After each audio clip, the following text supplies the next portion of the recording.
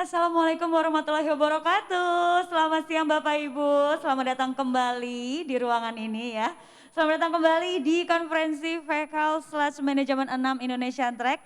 Dan kembali kita akan membahas mengenai Vehicle/Manajemen dari berbagai aspek tentunya. Bapak Ibu udah gak ngantuk lagi dong kayak tadi ya?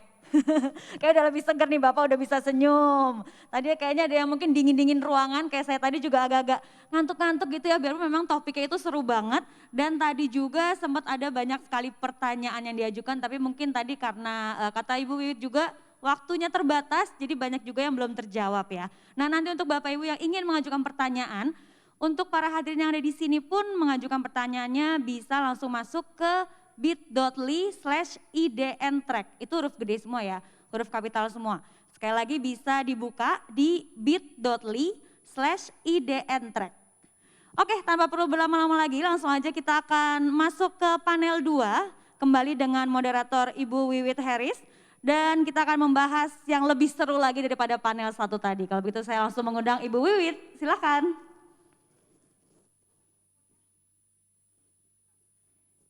Sekali lagi jika Bapak Ibu ingin mengajukan pertanyaan silakan tulis pertanyaannya masuk ke website, buka browser atau Safari di handphone ke bit.ly/idntrack. Baik, selamat siang kembali Mbak Fanda. Selamat siang Ibu Wiwit. Masih tetap segar, semangat? Aku sih masih segar banget nih, tadi break 30 menit lumayan bisa sholat, bisa menghirup udara segar di luar. Iya betul, dan kita paham juga bahwa kondisi Bapak Ibu kita semuanya sedang dalam kondisi puasa. Ya. Tapi ini luar biasa karena sampai dengan sore nanti Bapak Ibu bertahan untuk membahas satu hal yang penting yaitu tentang sanitasi. Ya, tentang Vehicle/Manajemen ya. Wah baik. Ini aku penasaran banget nih, ini pasti lebih seru dari yang tadi dong Bu Wiwit. Semoga, karena kalau tadi kan kita bicara nih soal tentang kebijakan, ya kan, regulasi, yang dimana tadi kalau Mbak Fanda bisa mendengar pentingnya regulasi ya sebagai salah satu enabling environment, bagaimana penyediaan infrastruktur dan semua sarananya dalam konteks supply dan gak kalah pentingnya dari sisi demand adalah bagaimana perilaku ya. Agar masyarakat itu butuh yang disebut dengan marketing sanitation tadi kalau nggak salah satu yang diungkapkan oleh Ibu Sisil ya. Nah makanya kita simak terus ya dan juga kita sapa teman-teman yang berada di akun Zoom, semoga masih tetap bertahan sampai dengan selesai sore nanti ya. Silakan Ibu Wiwit. Terima kasih Mbak Fanda. Terima kasih Bu. Sama-sama. Bapak Ibu semuanya selamat siang. Masih ada suara di sini? Masih ya. Selamat siang. Oke. Karena siang hari ini adalah siang yang mungkin merupakan tantangan, gak ada salahnya karena di depan saya ada ahli pantun soalnya ya. Ada Pak Wahanudin dari Bappenas, mungkin boleh juga kalau kita bikin pantun Bapak Ibu bisa menjawab boleh ya. Ada satu kata misalkan, siang hari kita di sini, mau dijawab apa? Siang hari kita di sini, sore hari di sana.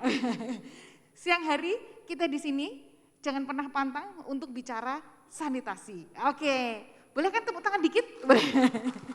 Baik, gak apa-apa Bapak Ibu biar suasananya lebih segar dan siang hari ini saya langsung ingin mengundang teman-teman yang sudah berada di sini. Tapi sebelumnya selamat datang pada panel kedua, kegiatan konferensi FSM 6 Indonesia Track. Acara ini terselenggara sebagai bagian dari FSM 6 Conference yang akan diselenggarakan tanggal 31 Mei hingga 4 Juni ya. Kita akan membahas sekarang kalau tadi soal kebijakan, strategi dan bagaimana peran daerah. Kita akan melihat sekarang perangkat peraturan penunjang pengelolaan lumpur tinja. Kita paham untuk sistem onsite ini tadi menyumbang kira-kira 12% ya untuk pencapaian target sanitasi. Tadi sudah dikatakan oleh Bu Virgi dan juga tadi Pak Pras menyampaikan apa saja strateginya dan sekarang kita langsung mendarat saja untuk melihat bagaimana pengalaman teman-teman dari pemerintah daerah dalam konteks ini sebagai regulator, bagaimana juga pengalaman teman-teman nanti dari PDM Tirtanadi Provinsi Sumatera Utara ya sebagai operator dan nanti juga kalau tadi kita ada aliansi kabupaten kota yang peduli ya terhadap air minum dan sanitasi, nanti juga ada Forkalim, Forum Komunikasi Air Limbah. Jadi ternyata sanitasi nggak sendiri, semuanya selalu dengan semangat sinergi. Baik, kalau begitu saya akan mengundang Bapak Ibu yang sudah siap untuk berada di depan. Ternyata kok bapak-bapak semua ya, nggak apa-apa, nanti penanggapnya ada ibu-ibu. Kita akan mengundang yang pertama, Kepala Bidang Pengelolaan Air Limbah Dinas Sumber Daya Air Provinsi DKI Jakarta, Bapak Nelson STMT. Sudah hadirkah Pak Nelson? Oh Pak Nelson ya. Iya selamat siang Pak Nelson. Mari silahkan. Pak Nelson, apa kabar Pak? Sehat Pak? Sudah pernah bertemu ya waktu itu ya? Cuman karena menggunakan masker kadang suka lupa ya Pak Nelson. Baik, kemudian kita mengundang Pak, kalau dari DKI nih Pak, yang tadi kan sangat disoroti Pak ya. Apalagi nanti akan ada Jakarta Favorite ya. Sekarang kita menuju ke kota yang lain. Kota yang juga cukup besar, yaitu Kota Medan, tapi dalam hal ini tentunya dia membawai provinsi ya, Sumatera Utara, yaitu PDAM Tirtanadi, Direktur Air Limbah Bapak Fauzan Nasution ST. Selamat siang. Bapak sudah jauh-jauh datang dari Medan Pak. Ya. Silahkan. Kemudian kita undang salah seorang Bapak yang waktu itu, Pak kita pernah berjalan-jalan ya Pak ya, untuk mengurusin air limbah bersama. Dari Balikpapan, oke. Kita akan mengundang Pak Haidir Effendi, Ketua Asosiasi Pengelola Air Limbah Domestik Forkalim. Kita berikan tepuk tangan. Pak Haidir sekaligus Direktur PDM Balikpapan. Ya, oke. Jadi tetap terus ya setia di bidang air minum dan sanitasi. Baik, terima kasih banyak. Nanti juga akan ada beberapa teman penanggap, ada 3. Ada Bapak Wahanuddin dari Bappenas, ada Pak Bekti, ini pengamat. Iya, pengamat air, dulu air, sekarang sanitasi ya. Terus kemudian juga nanti akan ada Ibu Nur ya dari KLH. Apakah sudah ada Ibu Nur di sini ya? Oh ada Ibu, oke terima kasih banyak ya. Baik, kita berikan tepuk tangan, salam sehat. Ingat tadi Bapak Ibu, Bapak-bapak di sini masih ingat? Salam sehat, sehat Indonesiaku, aman sanitasiku. Oke, salam sehat, sehat Indonesiaku, aman sanitasiku. Biar ingat terus kan target kita aman ya. Oke baik, mungkin yang pertama Pak Nelson. Kami persilahkan Pak Nelson. Kami ingin tahu bagaimana konteksnya peran Dinas SDA DKI Jakarta dalam rangka untuk mendukung program ini ya Pak ya. Program Fecal Sludge Management.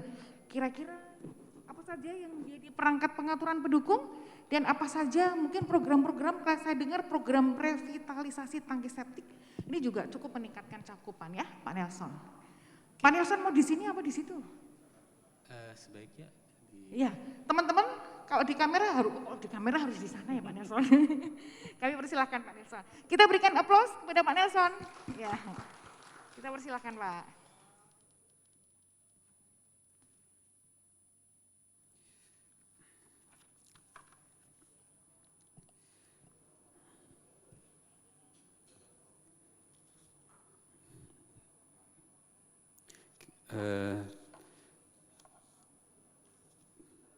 Iya Pak, langsung aja Pak Nelson tadi memaparkan. Oke. Mungkin di kesempatan kali ini memang kita mendapat pesan dari teman-teman dari FSM 6 bahwa DKI Jakarta bagaimana istilahnya untuk menanggulangi masalah sanitasi ini. Jadi saya sebetulnya mewakili dari kepala dinas kami yang memang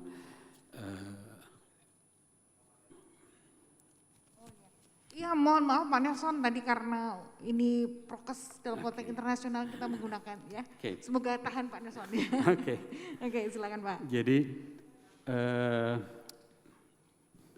kita memang di DKI Jakarta memang untuk urusan air untuk saat ini memang menjadi tugas utama dari Dinas Sumber Daya Air.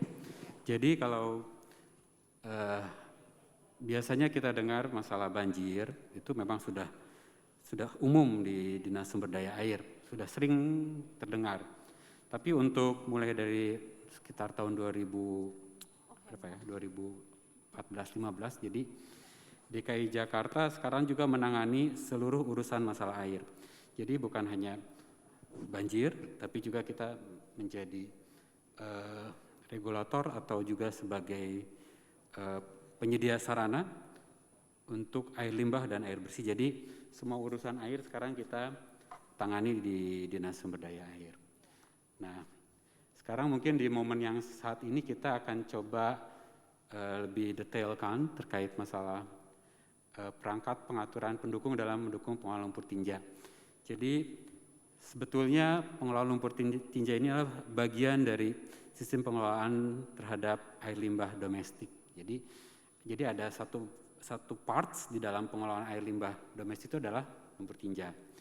Dan untuk DKI Jakarta sebetulnya sudah memiliki banyak aturan-aturan yang memang mendukung bagaimana pengelolaan terhadap lumpur tinja atau istilahnya black water ya kalau di istilah teknisnya, bagaimana itu ditangani.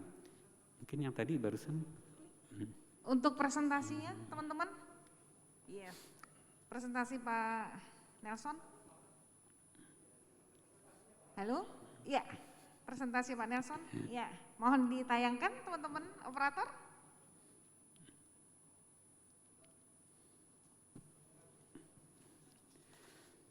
Ya, mohon maaf nih Pak Nelson, mungkin ada sesuatu yang ada di sana. Tapi ini menarik ya Pak, apalagi Jakarta sebagai barometer ini Pak. Sangat menarik sebetulnya. Kira-kira Jadi, nanti kita bisa lihat bagaimana target-target capaiannya juga ya Pak ya. Ya. Bu. Oke. Baik, nah teman-teman yang berada di Zoom ya, jangan lupa teman-teman bisa melihat website Jadi RSM mungkin Indonesia Track ya Pak. saya bacakan saja Ya, kalau memang silakan di situ Pak tidak ada. Nelson. Jadi untuk pengelolaan air limbah atau istilahnya untuk pengelolaan lumpur tinja ini dimulai memang sudah ada sejak tahun 2012, itu ada Pergub 129, yaitu bahwa istilah itu sudah mencakup masalah perizinan. Jadi di dalam perizinan untuk rumah tangga atau istilahnya IMB itu sebetulnya sudah ada ketentuan bahwa rumah-rumah tangga itu harus dilengkapi dengan minimal tangki septik yang aman istilahnya, jadi istilah kedap dan seterusnya, sehingga untuk black water tidak mencemari lagi air tanah. Ya. Kemudian dilanjutkan lagi di Pergub tahun nomor 38 tahun 2012 itu mengenai tentang bangunan hijau. Itu pun pengembangan. Jadi ini mungkin bukan hanya bicara masalah tangki septik, tapi bicara seluruh bangunan, baik bangunan perkantoran ataupun hotel ataupun kegiatan-kegiatan komersil lainnya, bahwa setiap bangunan atau setiap kegiatan di DKI Jakarta itu sudah dianjurkan untuk mengelola secara bangunan hijau. Jadi harus memiliki instalasi pengelolaan air limbah cair. Jadi mungkin agak sedikit berbeda dengan tangki septik, tapi namanya tetap on-site karena IPAL ini adalah dipersil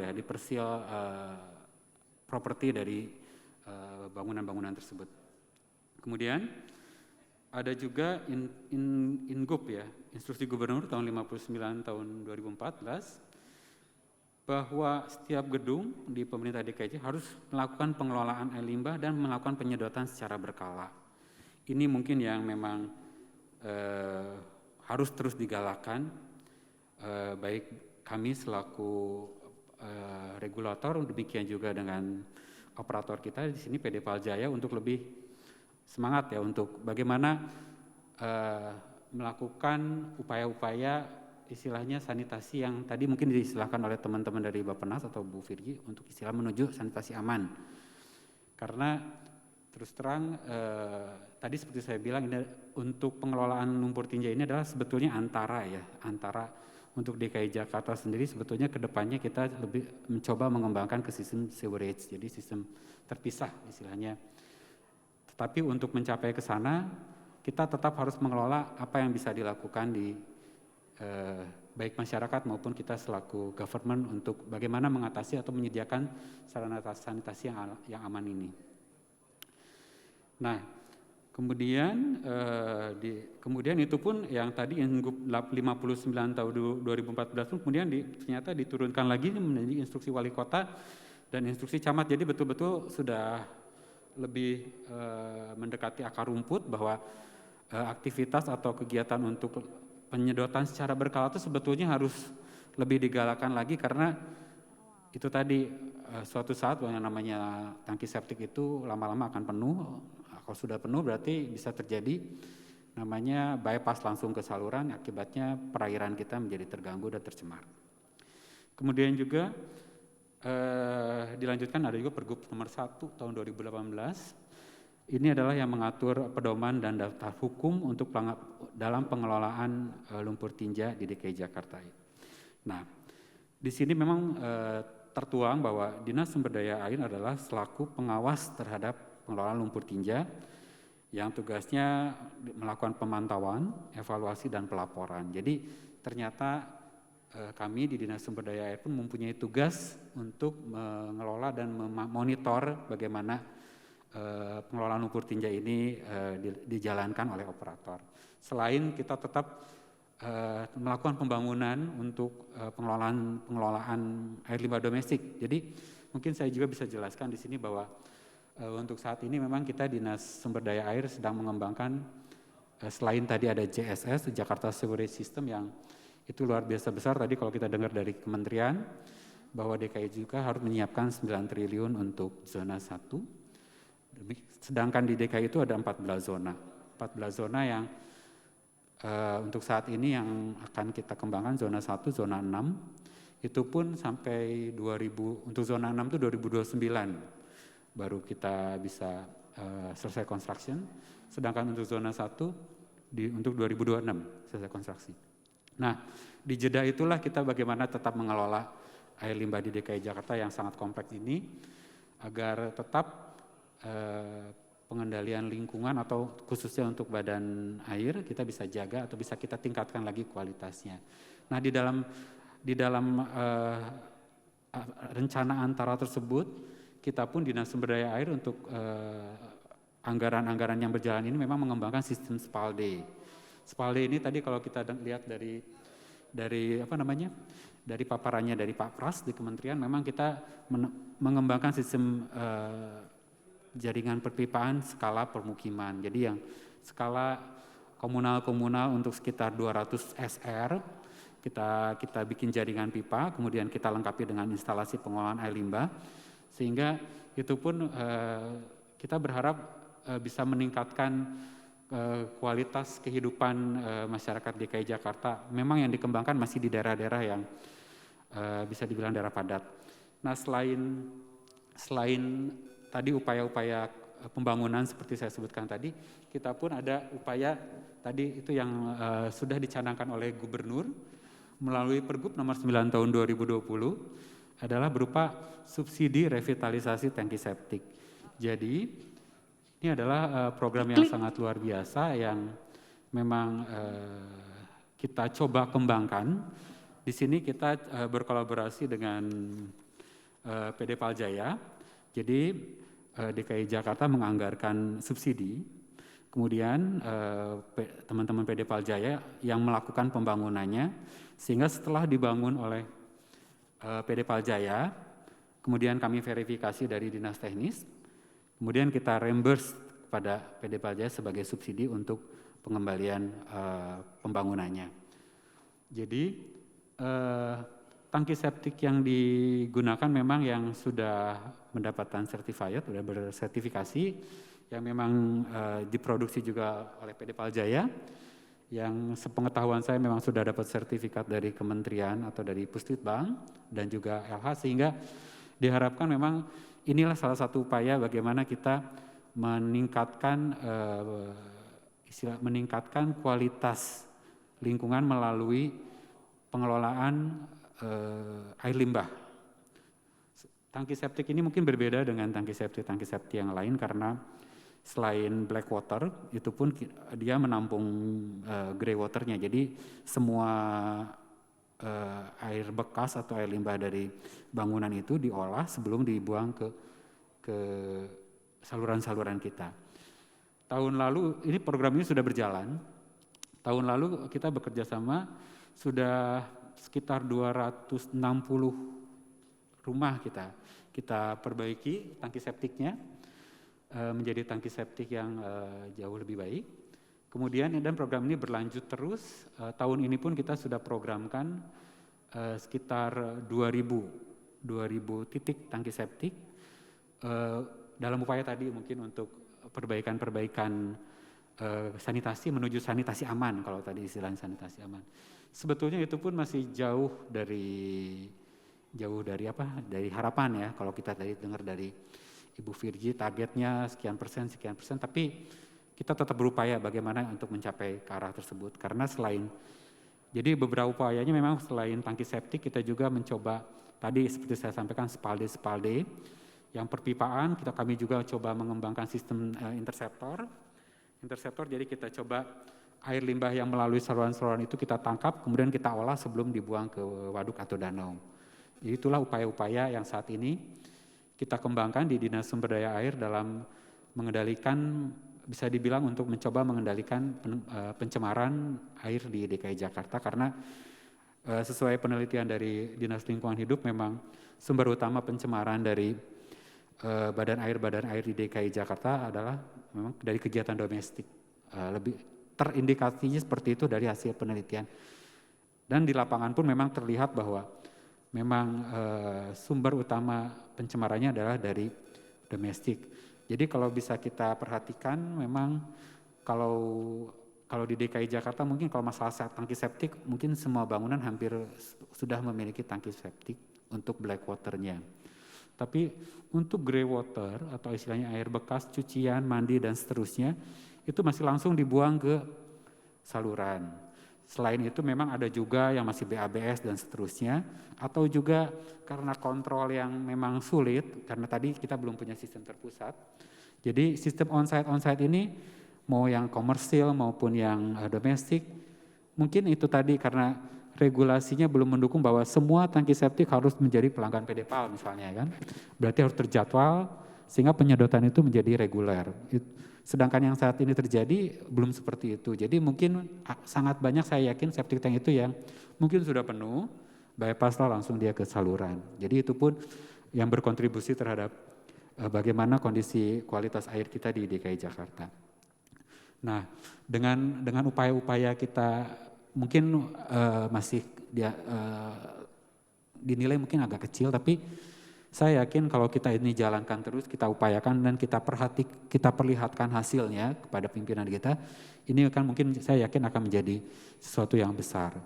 Kalau kita lihat anggaran untuk proyek JSS yang 69 sekian triliun itu kan proyek yang sangat luar biasa. Dimulai mungkin nanti kita coba zona 1. Zona 1 kalau zona 1 ini berjalan dan beroperasi, efeknya seperti apa? Saya yakin DKI Jakarta mungkin akan, tadi kalau kita istilahnya tertinggal dari Vietnam, kita mungkin bisa menyamai mudah-mudahan atau mungkin jadi lebih baik dibanding Vietnam atau mungkin bisa menyamai Singapura. Itu mungkin harapannya. Itu mungkin yang bisa saya sampaikan di sini. Memang di sini saya banyak nih bahan-bahan yang saya siapkan sebetulnya, tapi memang sebetulnya ini lebih banyak operasional dari kegiatan PD Paljaya selaku operator yang melakukan kegiatan penyedotan lumpur tinja. Di sini memang saya lihat sudah sangat peningkatannya sangat signifikan. Kalau saya lihat dari persentase ya dari tahun 2019 menuju ke tahun 2020 sudah meningkat atau melebihi target yang disiapkan di awal. Jadi udah lebih dari target 110%. Kemudian itu untuk di 2020. Jadi ini kemungkinan akan menjadi sesuatu yang semakin intensif saya pikir ya untuk PD Paljaya sebagai peluang sebetulnya. Sehingga baik segi kegiatan usaha maupun upaya PD Paljaya dalam membantu DKI Jakarta untuk memperbaiki atau meningkatkan sanitasi aman terus dilakukan, karena terus terang saya lihat juga memang kapasitas IPLT kita yang dikelola oleh PD Paljaya masih sangat memungkinkan gitu, masih over capacity dibanding operasional yang berjalan saat ini.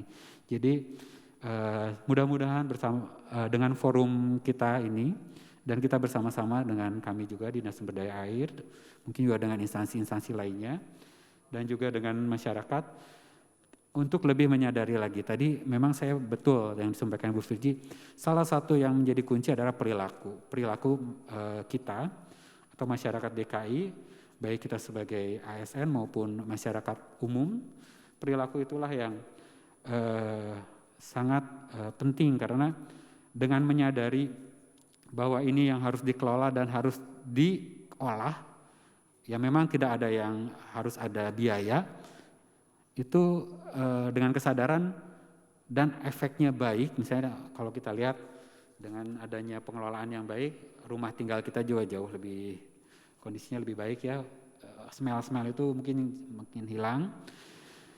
Dengan Bu Yaya mungkin kalau dari PD Paljaya ini sekitar 150.000 penyedotan, saya pikir untuk warga DKI Jakarta untuk sekitar setahun atau 2 tahun masih cukup bisa lah untuk melaksanakannya untuk demi kesehatan dan perbaikan lingkungan. Mungkin itu yang bisa saya sampaikan kali ini Bu, untuk bagaimana peran DSDA atau kita selaku pemangku yang memang mengurusi masalah air, baik air permukaan maupun air limbah maupun air bersih. Mudah-mudahan bisa berkontribusi yang cukup banyak nanti ke depannya terhadap target-target tadi yang disampaikan teman-teman dari Kementerian maupun Bappenas. Mungkin seperti itu. Terima kasih untuk perhatiannya, mudah-mudahan ini bisa bermanfaat bagi kita semua. Amin. Terima kasih banyak. Tepuk tangan buat Pak Nelson dan semangatnya. Silakan duduk kembali Pak Nelson. Jadi tadi sudah cukup jelas disampaikan oleh Pak Nelson ya. Kedepannya semoga Dinas SDA semakin terus mendukung ya Pak ya untuk program terutama layanan lumpur tinja ataupun juga dalam konteks sanitasi yang ada di Jakarta. Dan tadi yang cukup menarik tadi kalau saya lihat ada program revitalisasi tangki septik ya Pak ya. Dan memang sudah ada aturan pendukungnya. Jadi kita melihat bahwa dengan adanya aturan pendukung melalui Pergub nomor 9 tahun 2020 itu punya harapan ya, terutama di perilaku masyarakat juga bisa terus didorong ya Pak Nelson ya. Oke, baik Pak Nelson, nanti akan ada beberapa pertanyaan. Dari Jakarta Pak Nelson, kita menuju ke Sumatera. Pak Nelson sudah pernah ke Medan pasti ya Pak? Kita akan ketemu Pak Fauzan. Biasanya di Medan apa yang paling menarik Pak? Makanan yang paling menarik di sana? Oh kue tiaw, ada sumsum tulang, ada soto sinar pagi Pak ya. Baik, Pak Fauzan, Direktur Air Limbah PDAM Tirtanadi Provinsi Sumatera Utara. Kalau tadi dari DKI kita sudah melihat dari Pak Nelson, dari Dinas PSDK, kita ingin melihat sekarang PDAM Tirtanadi, kira-kira seperti apa saja regulasi yang mendukung di Sumatera Utara, apakah regulasi tersebut mendukung untuk perluasan cakupan layanan, dan mungkin juga kita ingin tahu bagaimana rencana ke depan Pak, karena nampaknya tiap tahun ini secara reguler kan terus bertambah ya untuk pelayanan pelanggan di Sumatera Utara. Kami persilahkan Pak Fauzan. Kita berikan tepuk tangan semangat untuk Pak Fauzan. Ya. Sambil Pak Fauzan bersiap, jangan lupa teman-teman para hadirin di Westin maupun teman-teman di Zoom Seminar bisa menyiapkan pertanyaan kepada panelis. Kami persilahkan Pak. Bismillahirrahmanirrahim. Assalamualaikum warahmatullahi wabarakatuh. Salam sejahtera bagi kita semua. Terima kasih atas undangannya dari PDPAL kepada kami, PDAM Tirtanadi, Provinsi Sumatera Utara, IWOS Plus juga yang sudah memberikan kesempatan. Salam hormat kami dari Pak Dirut, berhubung ada kegiatan maka saya ditugaskan untuk mewakili beliau. Oke, silakan. Ya, sembari menunggu ya, tayangan ya. Bahan. Nah ini dia Pak. Ini. Baik, terima kasih yang saya hormati. Di sini sudah hadir Pak Dirut dari PDPAL, kemudian dari IWOS juga, dari Kementerian PUPR. Ada Bappenas juga Pak. Bappenas ya, KLHK. Bappenas, KLHK juga ya. Ada. Alhamdulillah semua sudah hadir di sini, juga pemerhati Pak Subekti. Forkalim, ya Forkalim. Terima kasih dan teman-teman yang tidak bisa saya sebutkan satu persatu. Baik, ketika kita berbicara air limbah, kita juga harus berbicara air minum. Ini ibaratnya saudara kembar, satu emak, satu bapak. Tak bisa dipisahkan. Kenapa begitu? Karena air limbah ini kita mengolah air bersih. Air bersih yang didapatkan dari sumber yang kita proses. Kemudian kita proses kita buang kembali ke badan sungai, kemudian diambilnya kembali. Begitulah dia seterusnya, sehingga kita merupakan saudara kembar sebenarnya. Tak bisa berjalan sendiri-sendiri. Begitu ada program air minum, harus ada juga program sanitasi atau limbah domestik. Sehingga apa? Sehingga kita menjadi kuat, suatu kesatuan yang kovalen. Baik, mulai dari MDGs kita berbicara, 2000 sampai 2015 sudah ada kesepakatan antara internasional di konferensi PBB waktu itu tentang air minum dan air limbah domestik atau sanitasi. Dulu 8 tujuan. Nah, di tujuan ke-7 saudara kembar ini ada. Kemudian setelah 2015 balik lagi ke SDGs 2015-2030. Bertambahlah tujuannya menjadi 17 tujuan. Dan saudara kembar ini tetap juga bergandengan tangan di tujuan ke-6, akses air bersih dan sanitasi. Baik, lanjut. Nah, kita berbicara Kota Medan. PDM Provinsi Sumatera Utara, PDM Tirtanadi adalah milik Provinsi Sumatera Utara. Bersifat regional karena melayani juga beberapa kabupaten kota yang ada di Provinsi Sumatera Utara. Kota Medan sendiri ada 21 kecamatan dan yang terlayani untuk perpipaan ini 5 kecamatan dan cakupannya baru 4%, sekitar 20.000. Lanjut.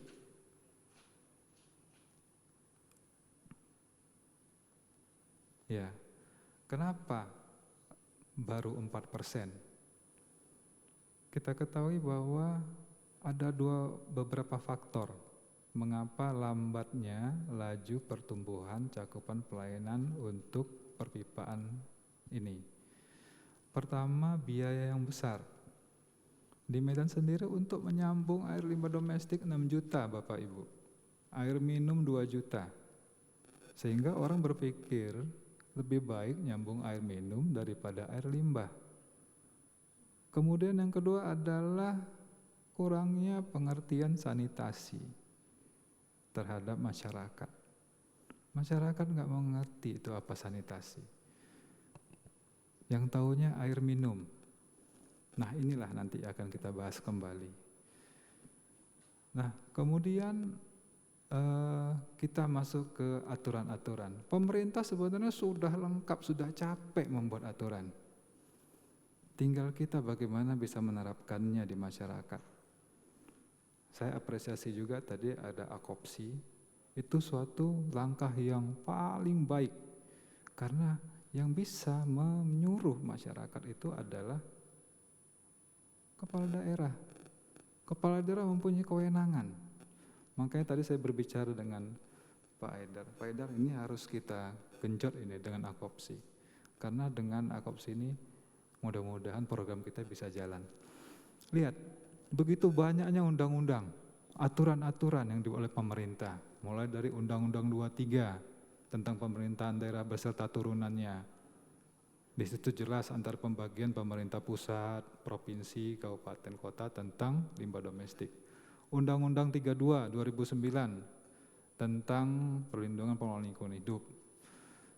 PP 2 2018 tentang SPM, urusan wajib pemerintah pusat, provinsi, kabupaten, kota tentang limbah domestik. Perpres 18 2020, RPJMN 2020-2024. Air minum sampai 2024 100% layak. Limbah domestik 2024 90% layak, yang di dalamnya ada 15% aman. Kesehatan juga, stunting juga masuk di situ. 14%, nasional 24%, Sumatera Utara sendiri 30%. Jadi sangat penting sekali kita berbicara sanitasi ini. Kemudian apa lagi? Permen LHK 68 2016 bahwa suatu usaha dan atau kegiatan wajib untuk mengelola limbah domestiknya. Permen PUPR nomor 4 2017 tentang SPAL, bahwa wajib untuk menyedot tangki septik 3 tahun sekali. Lanjut. Kemudian nomor 7 Permen PU juga ada, nomor 29 2018. Nah, Perda Provinsi Sumatera Utara nomor 3 2018 tentang PDAM Tirtanadi yang mewajibkan memanfaatkan SPAL perpipaan atau non perpipaan. Kemudian apalagi? Perwal nomor 22 2014 percepatan limbah terpusat. Perwal nomor 29 2019 tentang lumpur tinja. Lanjut. Nah, keputusan gubernur tentang tarif L2T2. Kemudian keputusan direksi juga sudah ada. Oke, coba kita balik ke atas. Sebelumnya. Yang sebelumnya. Oke. Saya ingin menunjukkan bahwa di antara aturan-aturan ini yang kita harus fokus adalah di daerah kita sendiri. Apa itu tadi? Pertama, tadi yang saya setelah ini tadi, coba Bu, setelah ini tadi. Oke, enggak, setelahnya. Oke, keputusan gubernur. L2T2 ini keputusan ini tarifnya oleh gubernur. Karena apa? Karena PDAM Tirtanadi adalah milik Provinsi Sumatera Utara. Nah, kami menetapkan tarif ini, tarif air limbah ini, meminta bantuan dari Kementerian PUPR, kemudian IWOS untuk penentuan tarifnya. Kenapa? Nah ini tadi, saudara kembarnya ini tadi yang air minum, nggak mau dia ngajak saudara kembarnya, Bar, aku mau buat tarif air minum. Cuman lupa dia ngajak si saudara kembarnya. Jadi nggak ada lah sampai sekarang aturan untuk penentuan tarif air limbah. Tapi kami tetap berusaha untuk meminta bantuan dari Kementerian PUPR dan IWOS. Dan alhamdulillah kami dibantu untuk menentukan tarifnya. Dan tarifnya ini sudah ada. Inilah dia keputusan gubernur. Kalau air minum sudah ada Permendagrinya 21/2020 sudah selesai. Nah inilah tugas kita bersama untuk mewujudkan tarif ini harus sama dengan tarif air minum. Kemudian coba dibalik sebelumnya, enggak sebelumnya. Oke, nah setelah ada pergub, nah wali kota juga mendukung, perdanya juga sudah ada untuk kota Medan. Tapi sini belum ada, yang sudah ada perdanya untuk kota Medan, cuman wali kota juga mendukung. Jadi sinergitas antara pemerintah provinsi, kota ini berjalan baik. Sehingga apa? Sehingga terjalinlah komunikasi yang baik, terciptanya sistem pengelolaan air limbah yang baik juga. Pusat juga membantu. Jadi sinergitas antara pemerintah pusat, sinergitas antara provinsi, juga sinergitas antara pemerintah kota, dalam hal ini Kota Medan. Oke, lanjut Bu.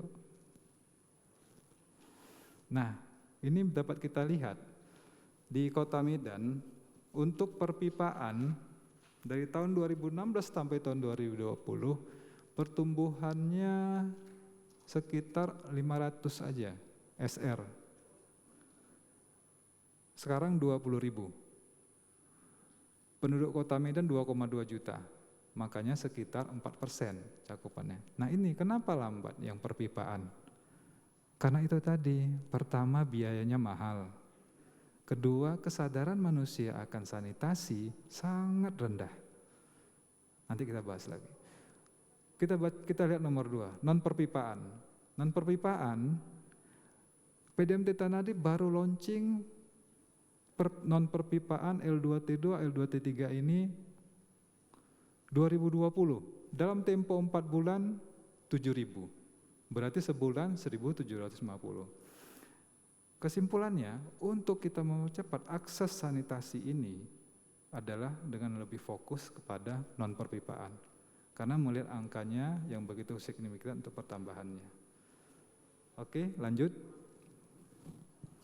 Nah, kita di Renbis, PDM Tirtanadi, sampai tahun 2025 perpipaan kita targetkan 32.000 dengan pertambahan sekitar 2.000 per tahun untuk perpipaan. Non-perpipaan 129.000 dengan laju pertumbuhan kira-kira sekitar 30.000 sampai 20.000 per tahun. Sehingga cakupan pelayanan kita nanti di akhir tahun 2025 adalah 33%. Baik, setelah itu habis ya. Terima kasih. Nah, masih ada waktu 5 menit, bisa sebentar.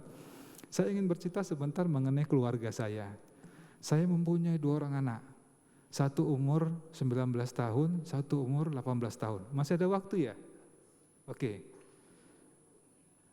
3 menit lagi. Saya bicara kepada anak saya. Dan istri saya, umur 42 tahun, kalau nggak salah. 42 tahun. Ya. Jadi saya tanya, 4 pertanyaan saya. Pertama, apa itu limbah domestik? Kedua, apa itu septic tank? Ketiga, apa itu pengelola limbah perpipaan? Dan keempat, apa itu stunting? Dan alhamdulillah pertanyaannya ngawur semua. Adalah sedikit yang hampir-hampir menyerupai. Tapi dari keempat pertanyaan tersebut, sedikit yang benar. Apa kuncinya? Kuncinya adalah bahwa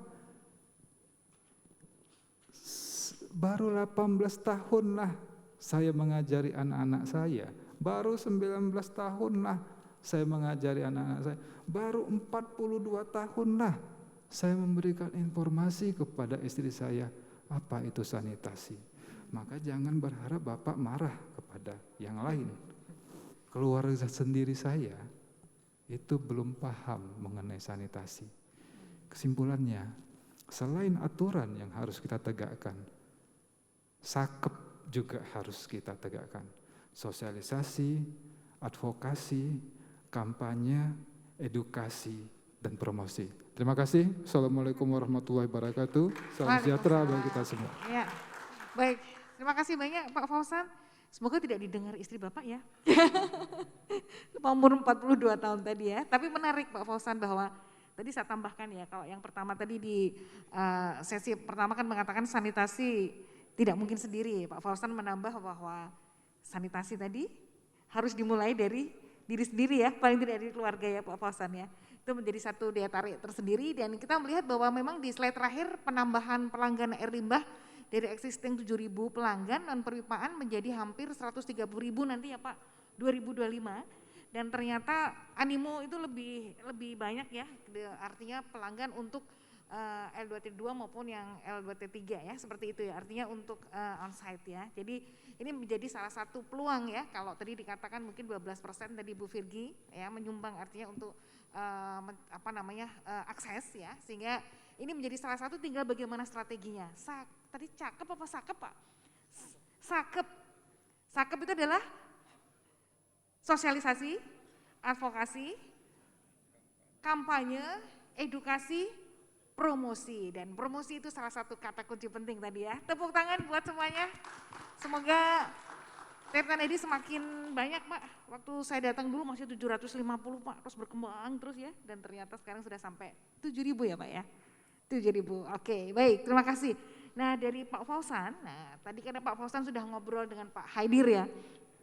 Harus gandeng akopsi ini ya, biar kemudian bisa lebih cepat ya. Dan kita akan menuju ke Forkalim, Forum Komunikasi Air Limbah. Dulu mungkin pertama-tama masih ada 10 ya Pak, sekarang sudah ada 48 kalau iya 48 anggota. Nah kami ingin tahu nih Pak, bagaimana peran dari Forkalim, bagaimana bisnis plan-nya, kemudian cepat artinya bertambah dari sisi anggota, apakah karena terkait dengan program twinning-nya ya? Ya kita persilahkan Pak Haidir untuk menyampaikan presentasinya. Iya, kita menuju ke Kota Balikpapan sekarang ya. Kita persilahkan Pak, aplaus untuk Pak Haidir. Ya. Terima kasih Bu Wiwit. Bismillahirrahmanirrahim. Assalamualaikum warahmatullahi wabarakatuh. Selamat siang, salam sejahtera untuk kita semua. Yang kami hormati Direksi PD Paljaya dan jajaran Dewan Pengawas selaku host dari FSM 6 tahun 2021 ini yang alhamdulillah memfasilitasi Porkalim untuk bisa berbagi cerita di forum ini. Harapannya bahwa forum ini bisa menjadi ajang promosi, tadi pinjam bahasanya Pak Pojan tentunya, dan kami sebagai jadi sudah ada perubahan Bu Wiwit. Awalnya memang forum komunikasi, namun dalam ADART yang kita sepakati 3 tahun yang lalu, kita coba koreksi kembali menjadi Asosiasi Pengelola Air Limbah Domestik. Asosiasi Pengelola air limbah domestik. Namun oke. Porkalimnya tetap kita pertahankan karena punya nilai historis yang tidak bisa dihilangkan tentunya. Oke, betul Pak. Yang kami hormati juga Bapak Ibu penanggap dari Bappenas, dari Kementerian Lingkungan Hidup, dan tentunya Pak Subekti, senior kita di air limbah ini. Sebelumnya kami koreksi sedikit Ibu, jadi saya Haidir Effendi, kalau tadi disampaikan PDAM Balikpapan kami sudah bermutasi Ibu. Jadi sekarang terhitung Februari 2021 kami sudah menjadi Perumda Tirta Menuntung. Jadi tidak lagi kami mengunci di urusan air minum, tapi juga membuka diri untuk expand ke bisnis air limbahnya tentunya. Ya, itu niat kami dari mutasi tersebut. Namun di siang hari ini izinkan saya mewakili dari Porkalim Ibu untuk menyampaikan berbagai cerita tentang pengalaman twinning program sebagai upaya peningkatan kapasitas pengelolaan air limbah domestik di Indonesia. Dan ini tentunya menyambung apa yang tadi menjadi pertanyaan Bu Indah dari Sidoarjo. Ini bagian upaya dari kita untuk peningkatan kapasitas SDM di pengelolaan air limbah di Indonesia ini. Dan tentunya kami juga sebagai asosiasi yang masih baru ingin ikut berperan dalam mempromosikan program sanitasi di negara kita ini Bu. Jadi kita hanya mungkin sebagai pemain kecil bagian daripada agen-agen sanitasi baik dari pemerintah pusat maupun dari pemerintah daerah, dan kami sebagai operatornya ingin juga terlibat langsung dalam pembangunan sanitasi di Indonesia ini. Kaitan dengan materi yang akan disampaikan mungkin Diklik ya. ya kita flashback dulu bahwa Porkalim ini awalnya sudah berdiri sejak tanggal 29 September 2023 pada saat itu di Kota Solo, didirikan Kota Solo, yang sebelumnya juga ini menjadi inisiasi dari Asosiasi Operator Air Minum atau Perpamsi. Sampai dengan saat ini jumlah anggota yang terdaftar di Porkalim ada 48 yang terdiri dari para operator air limbah yang baik dalam bentuk PDAM yang kemudian sebagian sudah menjadi Perumda, kemudian juga ada dalam bentuk perusahaan daerah air limbah seperti di DKI, PD Pal Jaya, dan di Banjarmasin, PD Pal Banjarmasin. Kemudian juga ada yang masih dalam bentuk BLUD, UPTD, dan bahkan ada yang masih dalam operasional dari dinas daerah. Jadi tujuan daripada Porkalim ini sendiri tentunya yang menjadi utama adalah memperbaiki kualitas lingkungan hidup. Kemudian sebagai organisasi kita ingin meningkatkan jumlah anggota, dan yang terakhir meningkatkan kapasitas dan kemampuan anggota. Kemudian untuk program kegiatan sesuai dengan bisnis plan kita sejak tahun 2019, tentunya yang menjadi andalan kita apa yang akan kami sampaikan hari ini yaitu twinning program dalam upaya peningkatan kapasitas sumber daya manusianya. Kemudian kita juga terlibat dalam mendorong upaya pembebasan PPN air limbah domestik sebagai upaya menjadi insentif bagi daerah maupun operator untuk mau mengelola air limbah atau urusan belakang ini, Pak. Kemudian yang juga tidak kalah pentingnya juga kami tetap ingin berpartisipasi dalam peningkatan kapasitas anggota khususnya melalui kegiatan-kegiatan seminar dan sebagainya. Harapannya bisa memperkuat sumber daya manusia yang ada di pengelolaan air limbah domestik ini. Lanjut. Jadi apa ya akan disampaikan pada hari ini tentang kegiatan twinning ini merupakan bagian daripada tema strategis Business Plan Porkalim yang ditetapkan sejak tahun 2019 sampai dengan 2024. Dan 2001-2022 ini kita sudah memasuki fase promosi dan kolaborasi. Dari sebelumnya di 2019 sampai 2020 untuk penguatan organisasi, kemudian 2021-2022 promosi dan kolaborasi, selanjutnya di 2023 dan 2024 pengembangan organisasi. Di fase 2021-2022 ini ada beberapa kegiatan yang ditetapkan, ada 8, namun salah satunya yang tetap menjadi akan program unggulan kami tentunya twinning program ini. Lanjut. Jadi kalau berbicara twinning, tentunya kita menanya apa itu twinning. Jadi program twinning ini adalah program yang dirancang untuk kalau bahasanya dibalik, sebenarnya program yang dirancang untuk sharing pengalaman dari pengelola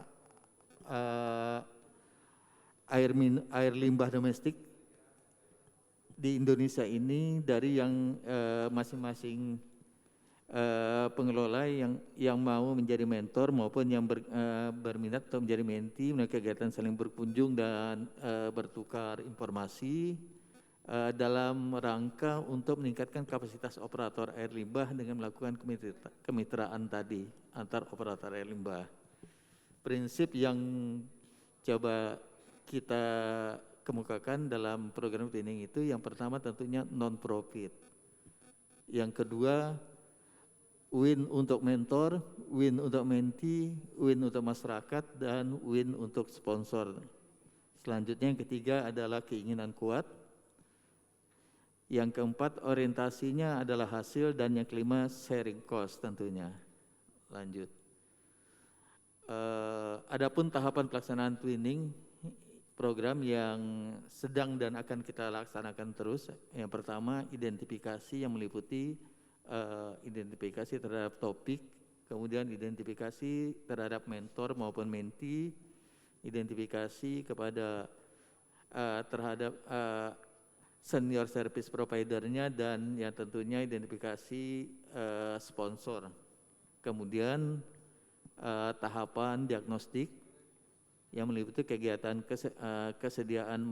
diagnostik kesediaan menjadi mentor, kemudian diagnostik komitmen menjadi menti, diagnostik match mentor dengan menti, diagnostik match menti dengan topik, dan yang terakhir diagnostik untuk menyusun rencana kerja, target, periode kunjungan, dan lain-lain. Kemudian tahapan MOU atau penandatanganan kesepakatan bersama.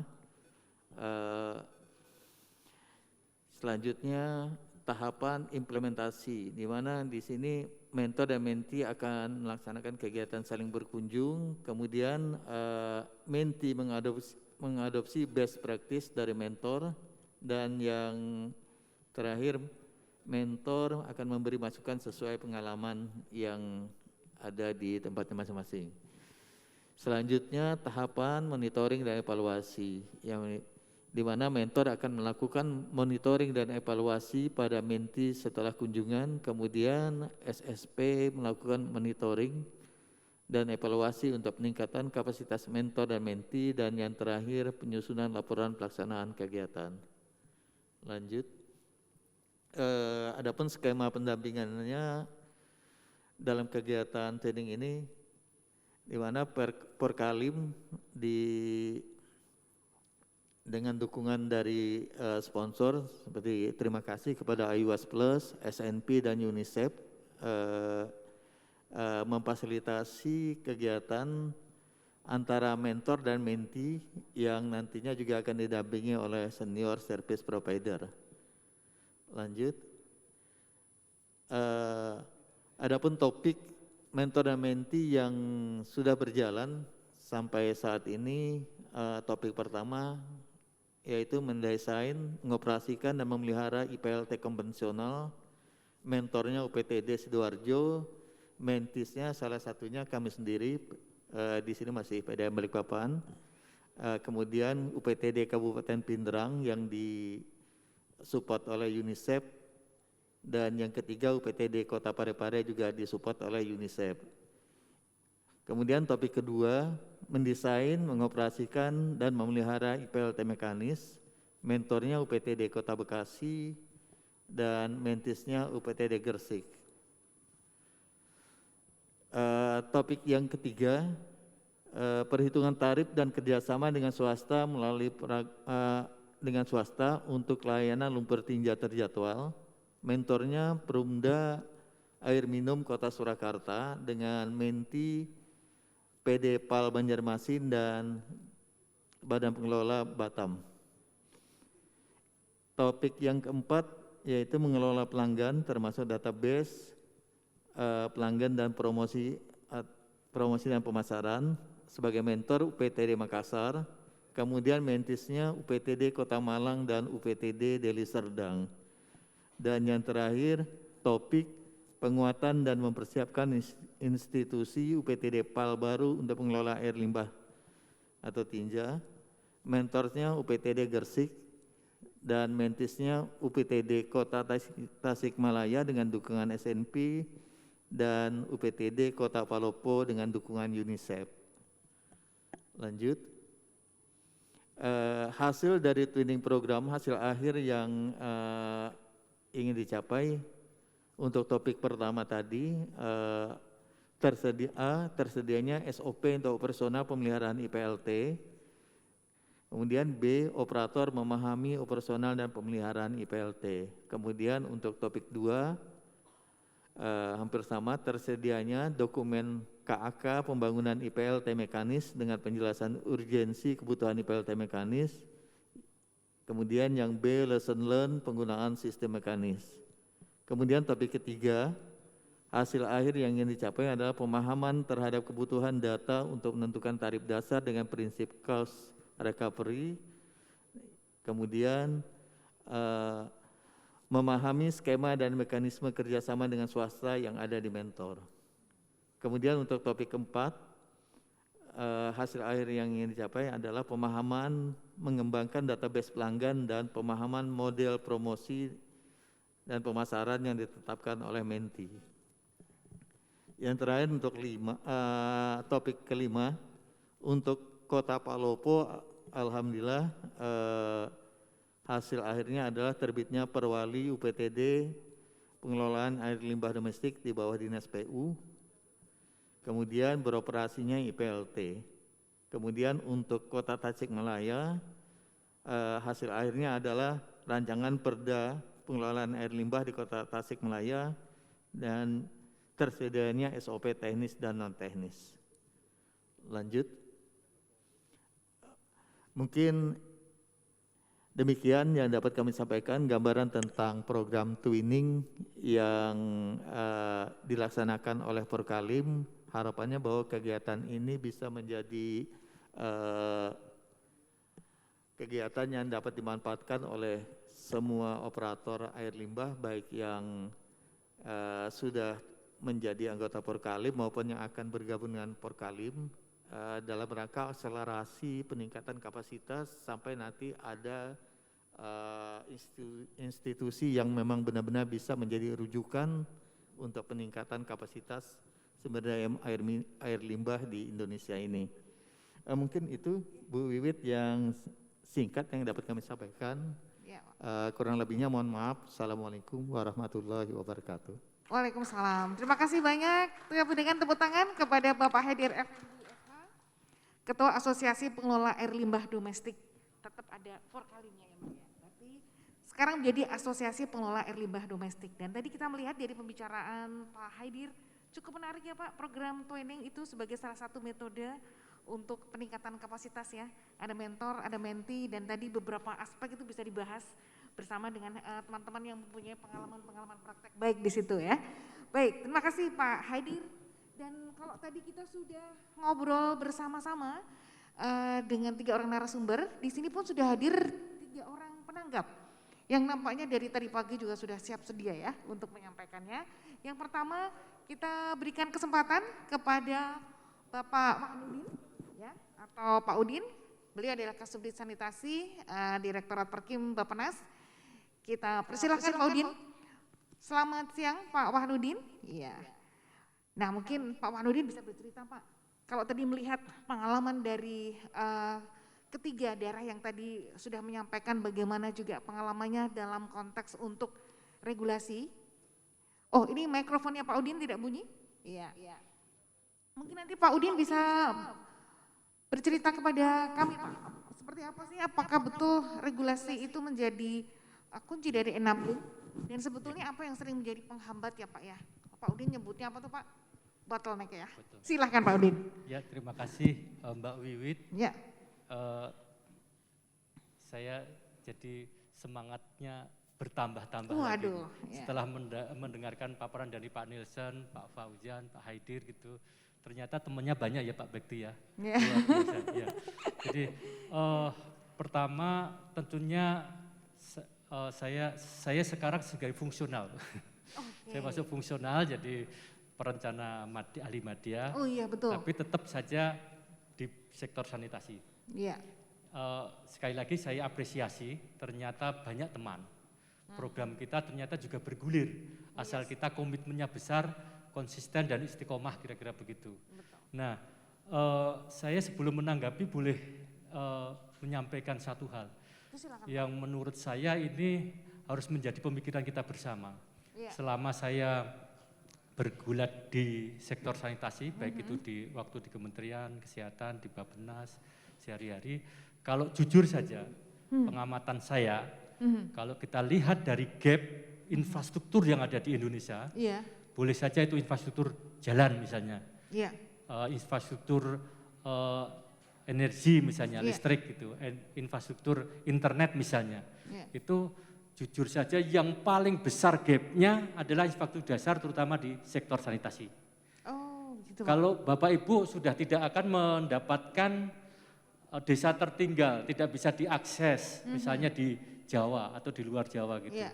Contohnya di Jawa saja, ya misalnya Jawa antara Jawa bagian selatan dengan bagian utara sudah terhubung jalan. Sampai ke gunung-gunung sudah ada jalan aspal mulus. Listrik juga begitu. Iya. Ya, jadi listrik juga sudah dinikmati semua desa. Meskipun ada beberapa saudara kita yang harus memanen listrik dari sinar matahari karena Iya. belum ini, tapi sudah dinikmati. Internet juga begitu. Tidak ada ibu kota kecamatan yang tidak bisa kita ini. Tapi kalau kita bicara sektor sanitasi, ya boleh dikaji nanti apa pendapat saya ini. Kita jangan bicara Jawa luar Jawa. Sanitasinya dibandingkan gitu. Jangan bicara Indonesia Barat, Indonesia Timur, ya. Atau bicara yang lebih sempit lagi desa kota gitu. Kesenjangannya kayak apa? Bicara di kota saja itu luar biasa kesenjangan sanitasi ini. Jadi harusnya ini menjadi keprihatinan dan upaya kita bersama.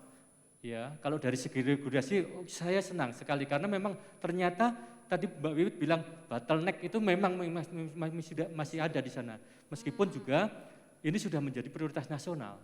Tapi saya boleh ada beberapa catatan sebenarnya yang saya dari ketiga pemapar tadi. Jadi terus terang saja upaya pengolahan limbah di kabupaten kota ini memang memerlukan apa yang disebut dengan lingkungan yang kondusif atau lingkungan yang mendukung atau enabling environment.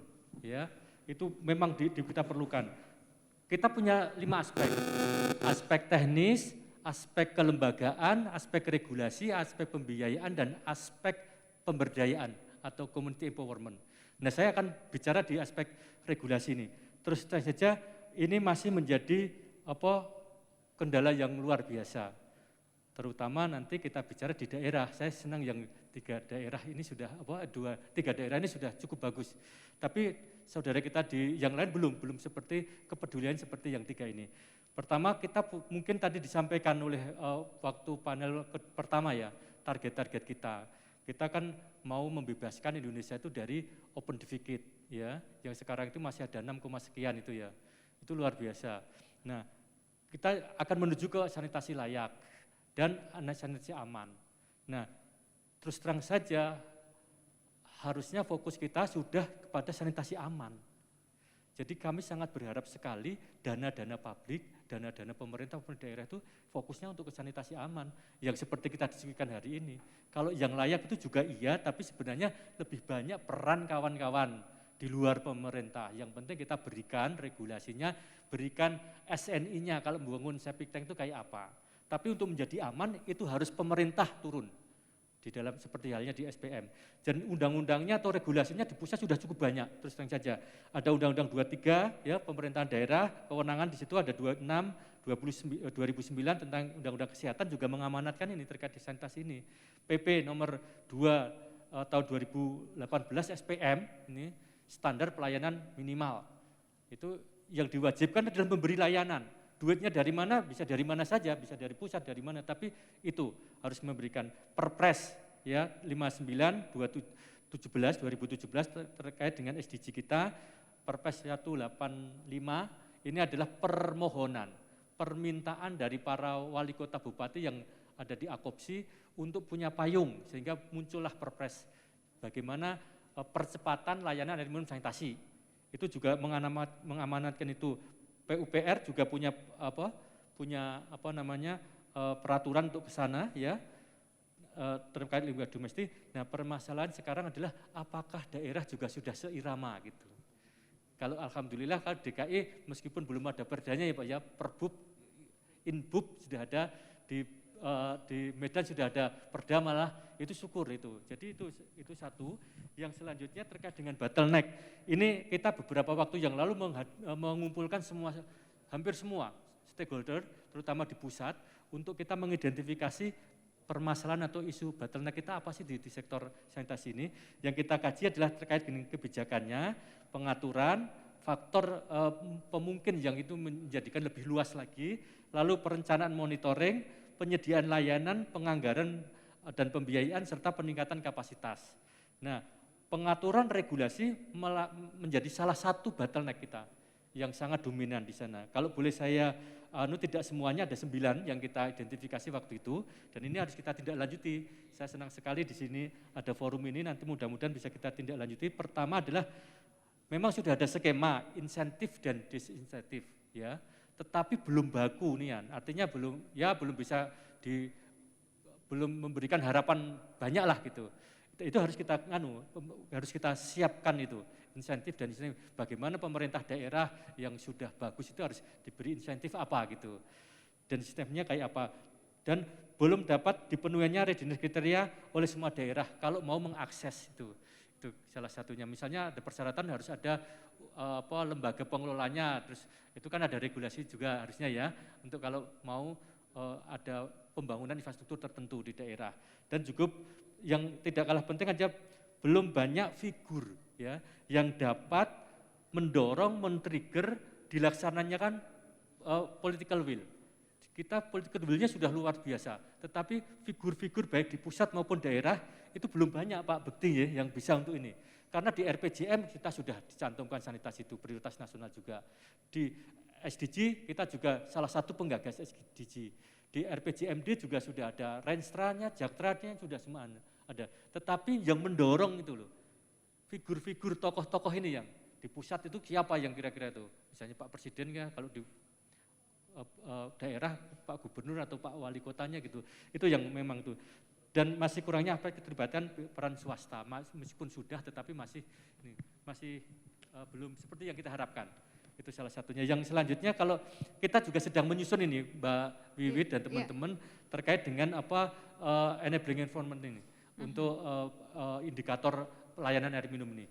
Ternyata di sini untuk pengaturan penyediaan layanan terutama untuk teman-teman provinsi ini provinsi harusnya ada nantinya provinsi harus memiliki unit khusus yang berfungsi dalam penyediaan layanan air limbah seperti UPTD, PD bagi provinsi tentunya yang kita dorong nanti punya infrastruktur regional. Itu harus kita dorong ke sana. Yang selanjutnya juga adanya peraturan kebijakan daerah dalam pemanfaatan dana-dana desa misalnya itu kan kita punya skema-skema pendanaan untuk menggulirkan program sanitasi ini. Ini harusnya provinsi juga harus punya. Nah, yang terakhir mungkin ya ini terkait dengan kita punya rantai layanan untuk sanitasi ini. Dari mulai yang setempat maupun yang terpusat gitu. Dan itu ternyata misalnya untuk ada yang sudah dijalankan tetapi belum optimal, ada yang belum sama sekali. Beberapa misalnya dari hasil misalnya lumpur tinja, mau misalnya yang skala kota maupun yang onset, IPLT-nya maupun dari yang skala kota yang nanti DKI akan punya, itu ternyata pemanfaatan lumpur tinja dari beberapa kota yang sudah mempunyai itu belum ada lah gitu, belum optimal. Dan juga pendampingan regulasi untuk disludging-nya ini, untuk LLTT. Saya kira itu yang perlu ini sekali lagi, yuk sama-sama, karena terus terang aja kita perlu advokasi untuk ini. Salah satunya adalah ini, advokasi itu kuncinya ada 3. Pertama, bagaimana kita pinter-pinter, tidak cukup pinter, tapi pinter-pinter memasarkan program kita. Yang kedua, itu bagi mereka yang sudah membeli program kita, kalau berhasil harus ada insentifnya, ada reward-nya. Dan yang terakhir adalah kita paksa. Kalau sudah dikasih program bagus, kasih duit juga, dikasih reward juga enggak mau, paksa. Intinya disitulah pemerintah harus berperan. Paksanya dengan apa? Regulasi. Sekali lagi perlu regulasi. Terima kasih. Assalamualaikum warahmatullahi wabarakatuh. Selalu menarik dan semangat ya kalau dengan Pak Udin. Tapi mohon maaf Pak Udin karena kesempatan waktunya. Tapi tadi tambah lagi bagaimana strateginya. Yang terakhir itu mau nggak mau harus rela paksa ya. Untuk bisa dalam konteks menyelamatkan kita semua ya. Tapi kita menarik tadi, kita sudah membahas salah satunya bahwa salah satu bottleneck dalam konteks di regulasi itu memang menjadi salah satu kunci pentingnya. Dan sekarang kita akan menuju ke Pak Bekti. Kami persilahkan menanggapi yang berikutnya. Kami persilahkan pemerhati air minum dan air limbah Dr. Subekti SEMM ya. Kami persilahkan. Ya. Oh enggak Pak Bekti. Baik, terima kasih. Assalamualaikum warahmatullahi wabarakatuh. Waalaikumsalam. Para pejuang sanitasi yang saya hormati, saya sering menyebutnya sebagai pejuang. Ternyata kita banyak teman Pak Udin, jadi memang kita harus sosialisasikan terus. Gitu. Menanggapi Pak Udin tadi mengenai gap terkait dengan pencapaian sektor air limbah ini, memang kalau dari sisi nasional, infrastruktur yang nggak punya undang-undang itu hanya air minum dan air limbah.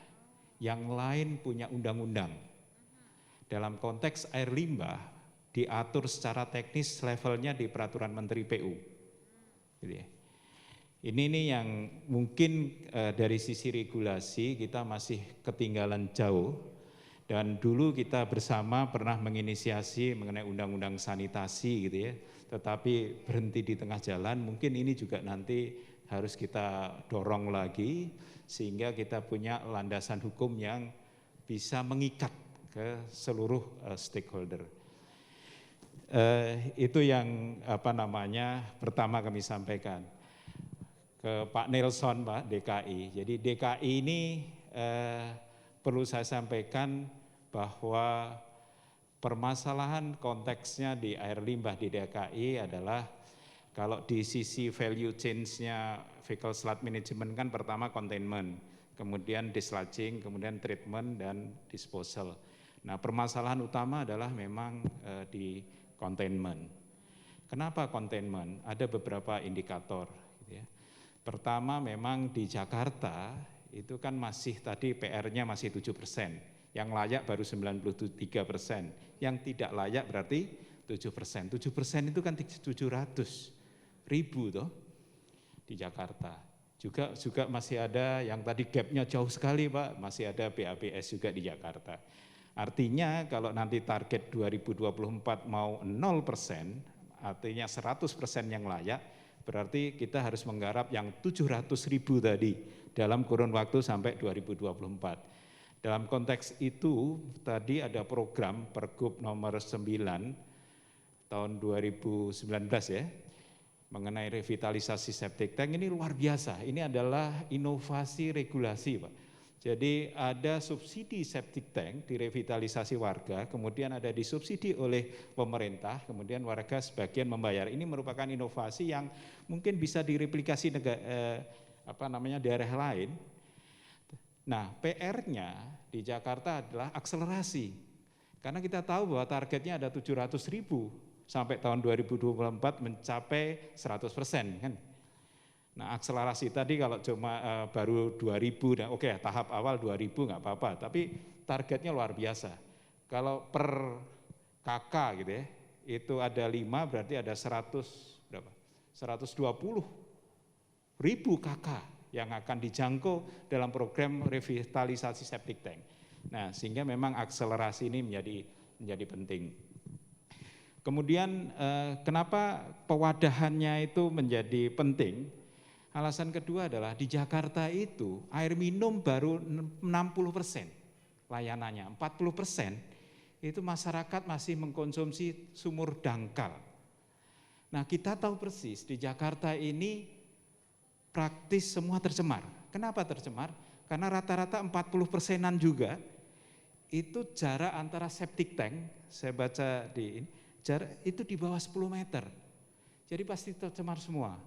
Artinya 40% warga Jakarta mengkonsumsi air yang tidak layak sebenarnya.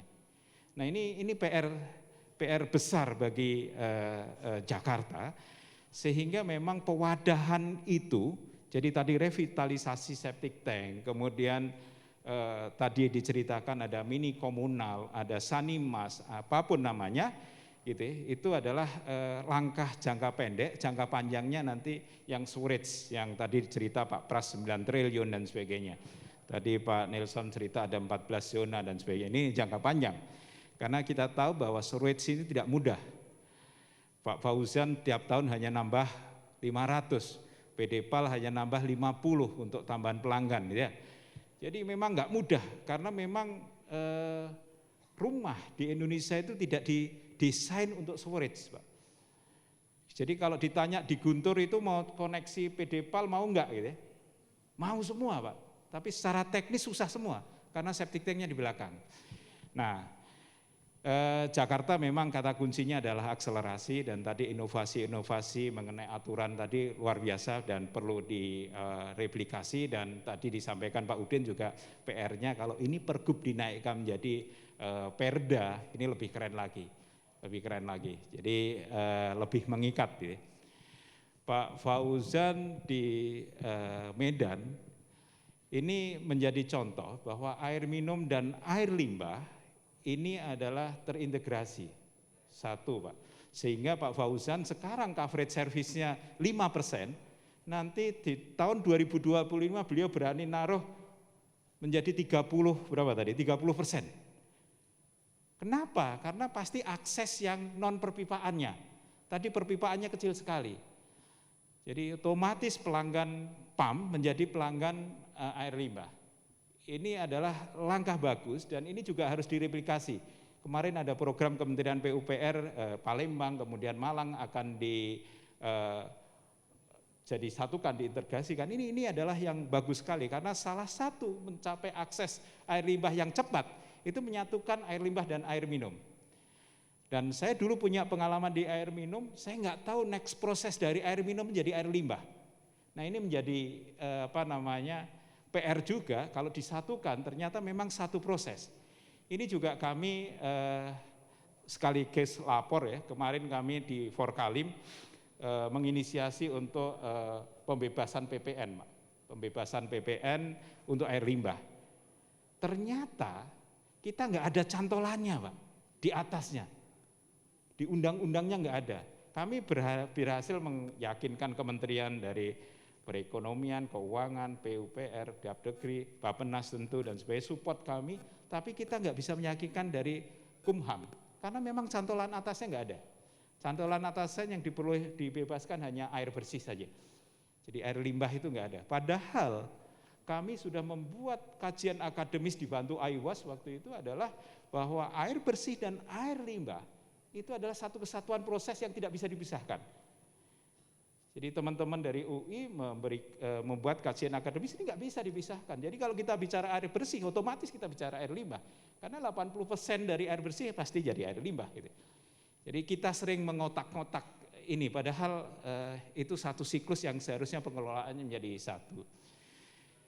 Pak Haidir, ya memang kemarin kami juga terlibat dari twinning. Twinning ini luar biasa, Pak. Jadi tukar pengetahuan antara operator ini banyak sekali manfaatnya. Dan ini kalau menjadikan program, nanti mungkin Kementerian PUPR, kemudian Bappenas ataupun siapa diarahkan menjadi program seperti twinning ini merupakan hal yang bagus sekali. Kita tahu bersama tadi Pak Pras ya, Pak Pras menyampaikan bahwa sudah dibangun 299 IPLT, tapi yang berfungsi hanya 30%. Nah sebenarnya kami twinning ini adalah bagaimana dari yang 30% yang beroperasi itu ke yang sisanya 70% yang belum beroperasi dengan baik. Ini PR bersama dan ini tentu program dari Forkalim ini merupakan program yang sangat baik dan bisa direplikasi. Targetnya sebenarnya kemarin sama-sama di Forkalim adalah mentor dengan menti. Kalau kita sudah punya 10 pasang, nanti ke depannya menti itu sudah jadi mentor, Bu. Jadi 6 bulan didampingi oleh senior service provider, nanti menti ini harus jadi mentor. Tentu dengan replikasi seperti marketing Pak, itu MLM itu akan cepat tadi yang 299 yang sudah dibangun itu bisa dioperasikan. Mungkin itu saja, terima kasih. Pak Wiwit. Terima kasih banyak, lengkap sekali Pak Bekti. Akhirnya Pak Udin dan Pak Bekti sudah menyampaikan, ya artinya cukup banyak teman di sini. Dan cukup lengkap tadi, mungkin tidak perlu saya kupas satu persatu karena beliau memang seniornya di situ ya. Tapi di sebelahnya Pak ada satu teman lagi Pak Bekti, ada Bu Nur, ya kan? Nah untuk itu kami berharap, kami persilahkan kepada Ibu Insinyur Nur Rahmania ya, untuk bisa menyampaikan tanggapannya Ibu dalam konteks bagaimana pengendalian untuk pencemaran air limbah domestik ini. Kita persilahkan Ibu. Baik, terima kasih. Assalamualaikum warahmatullahi wabarakatuh. Kebetulan saya ditaruh sebagai penanggap yang terakhir di sini. Sebenarnya tadi sudah komplit Mbak Wiwit apa yang disampaikan oleh Pak Udin, Pak Bekti. Nah, kami sebenarnya betul-betul merasa kami dari KLHK sama seperti Pak Udin, teman-teman dari PUPR, ini adalah kami sebagai salah satu regulator. Nah, kami juga sebenarnya sangat senang kalau melihat memang selama ini ternyata teman-teman sekalian di luar dari pemerintahan sudah banyak melakukan kegiatan untuk bagaimana mengelola air limbah domestik ini. Nah, terus terang kami dari KLHK tentunya teman-teman semua juga tahu bahwa dengan adanya Permen P68 2016 ini mungkin ini sesuatu yang tadinya semua teman-teman merasa biasa-biasa aja gitu dengan air limbah domestik yang diolah, tapi ternyata dengan terbitnya P68 2016 ini menjadi sesuatu yang kenapa saya harus mengolah seperti ini. Ya, dan ini diwajibkan nggak hanya untuk yang permukiman. sebenarnya dengan P68 ini. Usaha ataukah kegiatan pun, industri pun mereka juga wajib untuk mengolah air limbah domestiknya. Sehingga seperti tadi yang disampaikan mungkin Pak Fauzan, kemudian dari Pak Haidir, Pak Subekti, bahwa pemerhati ya Pak ya. Gitu. Nah, sebenarnya kan sebagai operator ini, sekarang bagaimana kita juga bisa memulai untuk mengundang para pelaku usaha untuk juga mereka mengolah air limbah domestiknya di Pak Fauzan, di Pak Haidir gitu ya, ataukah di teman-teman UPTD yang lainnya. Karena apa? Seperti tadi juga disampaikan, ternyata memang sangat susah kita ngurusin yang namanya limbah domestik. Tadi seperti yang disampaikan Pak Udin, Pak Subekti juga, permasalahannya bukan masalah peraturannya, tapi adalah tadi masalah pemahaman kesadaran terhadap masyarakat. Mungkin karena negara kita negara tropis yang tidak pernah merasakan kekurangan air, selalu melihat ngapain kita ngurusin air gitu. Karena apa? Wong hujan ya kebanjiran kok. Ada air di mana-mana. Kok air limbah aja diurusin. Itu kan permasalahannya, sehingga tidak ada yang peduli seperti yang disampaikan Pak Fauzan. Untuk menyambungkan untuk pemipaan air limbah domestik aja harus bayar 6 juta ya Pak ya, biayanya ya Pak ya, dibandingkan dengan air minum. Nah, ini kan masyarakat kita ini masih kalau hitung-hitungan masalah uang tuh kan paling paling jelimet lah, maksudnya paling ngerti mana yang paling efisien, paling murah, paling ini, ya itu yang akan kita ambil. Tapi sebenarnya mereka tidak tahu ada dampak kepada mereka. Artinya bahwa tadi benar promosi kampanye yang harus kita lakukan, karena tadi terus terang kalau pemerintah bekerja sendiri itu tidak akan mungkin. Yang ada adalah sekarang yang kita butuhkan adalah peran daripada masyarakat. Regulasi semua sudah tersedia, baik mulai dari PP ya, apalagi sekarang terbit PP 22 2021 terkait dengan penyelenggaraan perlindungan dan pengelolaan lingkungan hidup. Di sana juga diatur. Kemudian kita juga sudah punya peraturan-peraturan baik itu dari Permen, kemudian dari Perda, dari Pergub yang mengatur air limbah domestik. Tapi kenapa ini kok nggak jalan? Karena tadi kalau disampaikan sebenarnya di Undang-Undang 23 2014 sudah jelas bahwa air limbah itu adalah urusan wajib daerah. Nah, tapi kenapa ini kok nggak jalan? Sedangkan teman-teman PUPR ini sudah sekian tusinya kan mereka membangunkan infrastruktur IPAL-IPAL untuk IPAL domestik. Kenapa ini nggak jalan? Nah, kami dari KLHK pun juga melihat ini. Makanya KLHK pun bagaimana untuk melakukan percepatan pengelolaan air limbah domestik ini, bagaimana mendorong pemerintah daerah. Jadi kalau mungkin teman-teman yang ada di sini kita sudah banyak melakukan, tapi bagaimana kalau Pemdanya sendiri tidak punya kepedulian, tidak ada kepedulian. Oleh karena itu KLHK mulai tahun ini akan menghidupkan kembali yang namanya program Prokasi, program Kali Bersih, yang dimana memang mohon maaf teman-teman di daerah ini masih suka yang namanya award, penghargaan. Kalau hanya didorong, ayo kamu melakukan program ini, kayaknya masih berpikir. Tapi kalau sudah kita mulai memberikan yang namanya penghargaan seperti Adipura yang bisa mereka tampil, maka ini akan menjadi sesuatu program Prokasi ini kita harapkan bisa berhasil seperti yang namanya Adipura. Mungkin itu yang dapat saya sampaikan. Terima kasih. Assalamualaikum warahmatullahi wabarakatuh. Waalaikumsalam. Kita berikan tepuk tangan. Ibu Nur, beliau adalah Kasubdit Atau sekarang fungsional media juga ya Bu? Masih, oke. Pengendalian pencemaran limbah domestik, Direktur Pengendalian Pencemaran Air Kementerian Lingkungan Hidup dan Kehutanan. Baik, jadi kita sudah mendengar tadi beberapa tanggapan dari Bapak Ibu semuanya sudah cukup lengkap. Tadi Bu Nur juga sudah mengupas bahwa salah satu pentingnya untuk mulai mengajak sektor swasta ya untuk terlibat di dalamnya dan menjadi pelanggan tadi ya, dan juga tadi sudah dibahas beberapa hal yang saya rasa ini menjadi perhatian kita semuanya. Nah, untuk itu saya juga tidak ingin istilahnya membiarkan teman-teman yang sudah bertanya dalam waktu yang sangat singkat ya Mas ya, hanya dalam waktu sekitar 10 menit kita harus menjawab ya.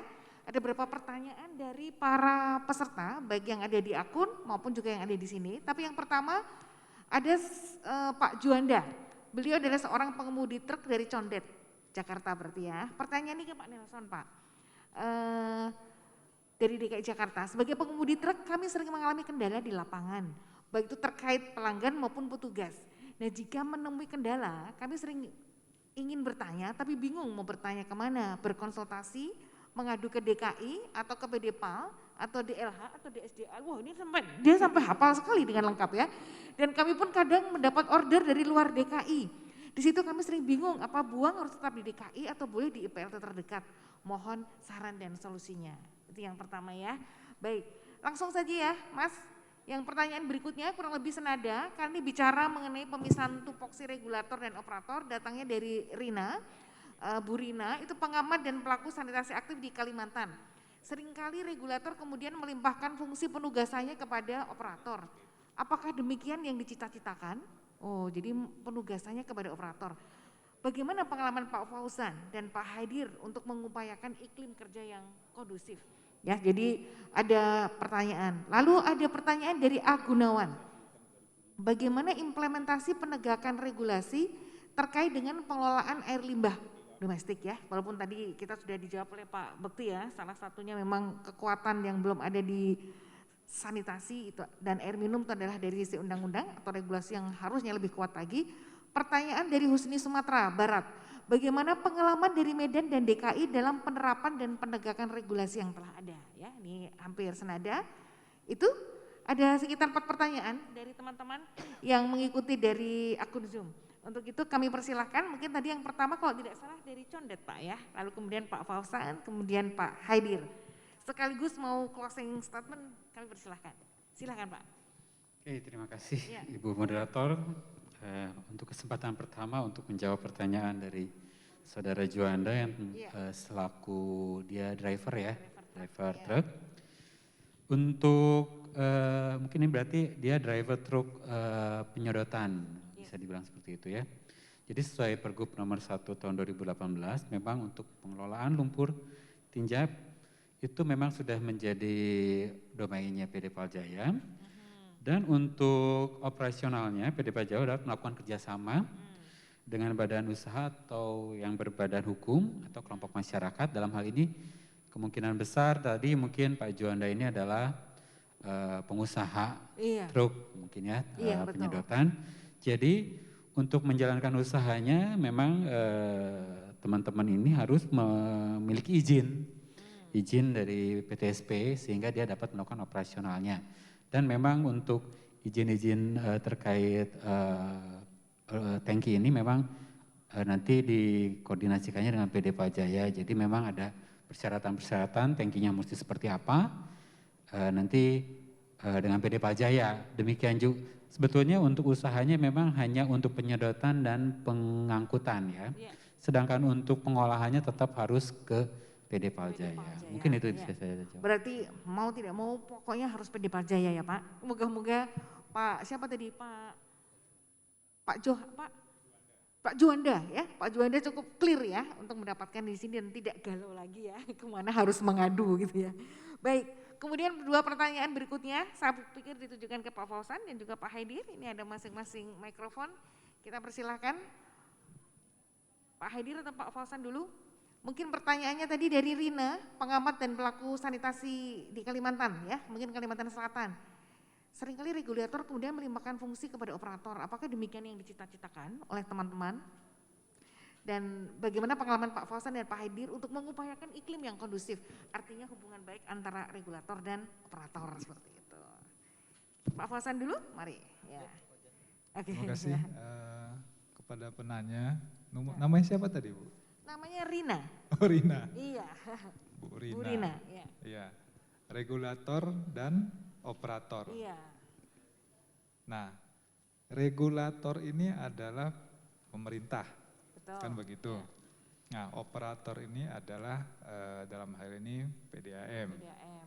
Nah, bagaimana mengupayakan iklim yang kondusif. Kondusif, Ini kan ibaratnya bapak sama anak. ya. Ibaratkan suatu keluarga, ada seorang bapak, ada seorang anak.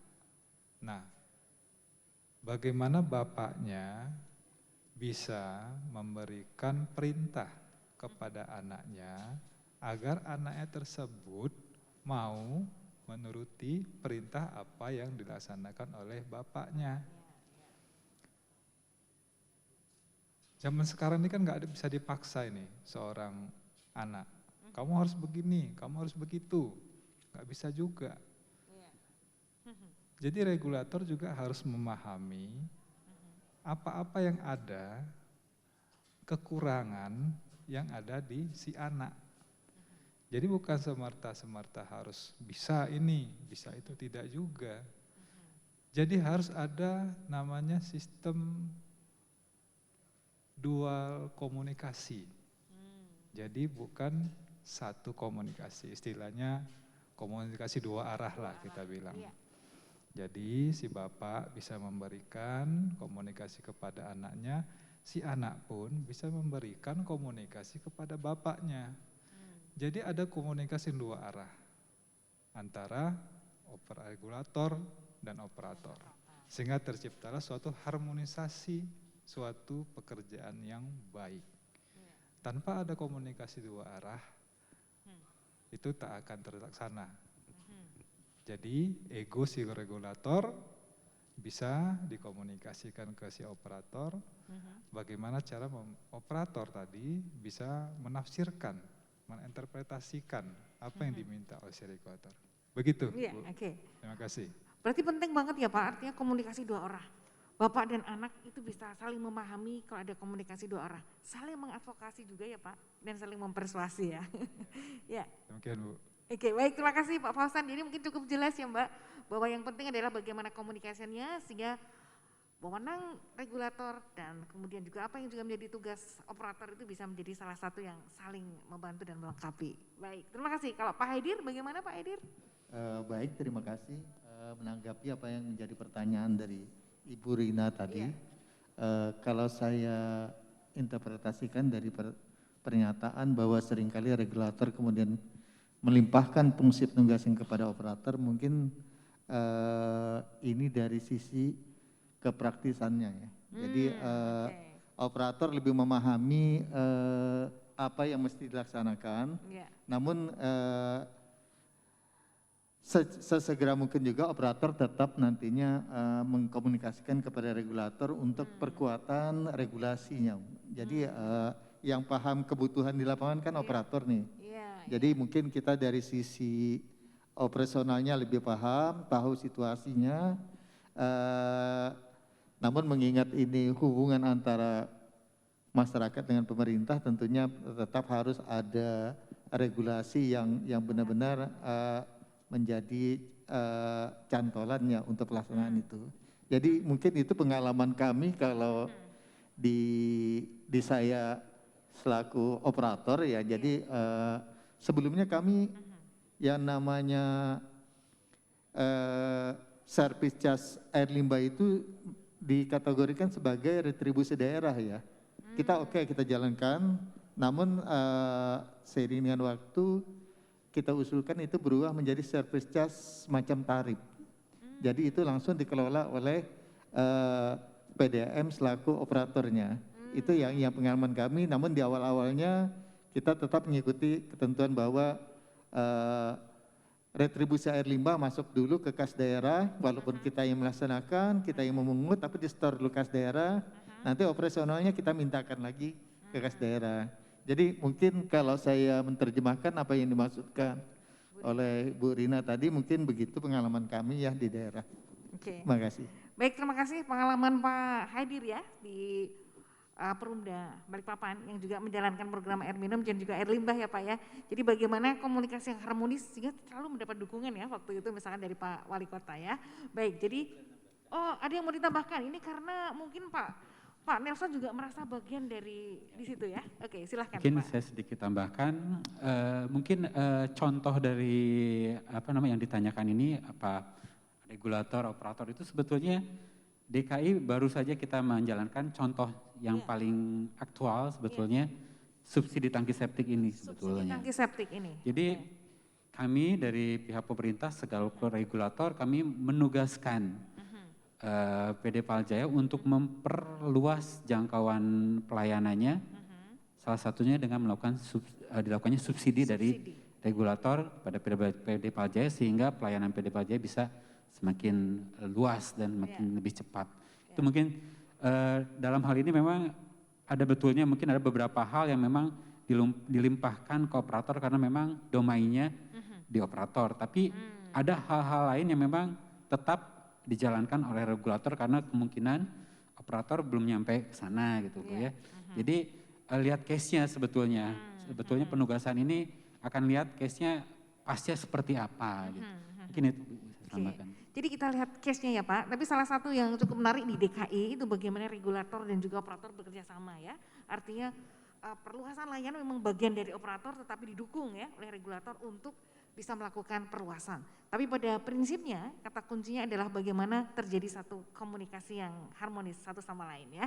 Baik Bapak Ibu yang kami hormati, dengan demikian sudah cukup puas ya Bapak kita sudah bersama-sama membicarakan tentang bagaimana satu aturan dan regulasi itu mendukung proses perluasan dan percepatan dari ruang gerak teman-teman untuk mengimplementasikan berbagai macam strategi program untuk sektor sanitasi ini. Dan yang terakhir, kalau tadi saya minta nih sebagai penutup nih, karena ada juga teman-teman dari sini kita suka berpantun nih. Pak Udin mungkin bisa menutup dengan salah satu pantun? Ya, karena beliau ini jagonya ya. Oke, untuk kita berikan semangat. Mari kita berikan tepuk tangan Pak Udin. Oke, pantun apa yang dikeluarkan? Ya saya itu karena sekolahnya dulu di Malaysia mungkin jadinya sukanya belajar hanya berpantun saja. Jadi saya coba ini menarik juga ditodong oleh Mbak Wiwit nih, saya coba merenung. Ada 2 pantun, mudah-mudahan ada nyambungnya gitu. Iya. Memang rendang kelihatan berminyak. Memang rendang tidak berminyak. Ya kan kita puasa ya, memang rendang kelihatan berminyak, tapi terasa sangat bergizi. Iya. Kini permukiman semakin banyak, perlu matang pengelolaan sanitasi. Mudah-mudahan nyambung ya. Ya betul, boleh betul. satu lagi ya? Boleh satu kali lagi Pak. Jadi ibu-ibu suka bersolek, betul nggak ini ibu-ibu suka bersolek? Iya. Ibu-ibu suka bersolek demi menjaga kecantikan diri. Iya. Persoalan sanitasi, persoalan yang kompleks. Iya. Tidak bisa ditangani sendiri. Woi, terima kasih. Terima kasih, mudah-mudahan nyambung. Ya, sangat nyambung Pak Udin. Kalau Pak Udin tuh memang jagoan nyambung ya. Terima kasih, tadi saya belum menyebutkan Insinyur Erwahanudin MED STPH. Wah panjang ternyata ya Pak Udin. Baik, kita paham tadi bahwa persoalan sanitasi persoalan yang kompleks, maka kita tidak bisa seorang diri, cukup banyak hal yang bisa kita lakukan, tapi teman-teman para pejuang tadi istilahnya Pak Bekti dan penggiat sanitasi di sini cukup banyak inovasi yang sudah dilakukan, semoga ini memberikan inspirasi untuk kita semua. Baik Bapak Ibu, kita mengucapkan terima kasih kepada Pak Nelson, Pak Fauzan, Pak Haidir, kita sekali lagi tepuk tangan kepada mereka.